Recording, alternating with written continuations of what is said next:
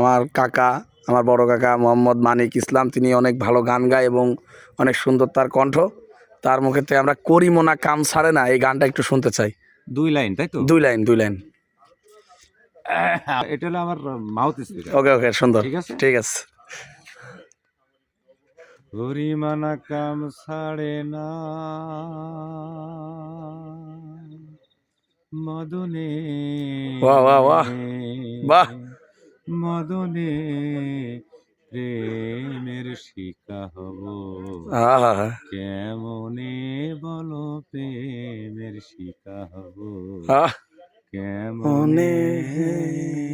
তারপর করিমানা কাম ছাড়ে না, করিমানা কাম ছাড়ে না মদনে, মদনে প্রেম রসিকা হব কেমনে ভালো প্রেমের শিখাও কেমনে।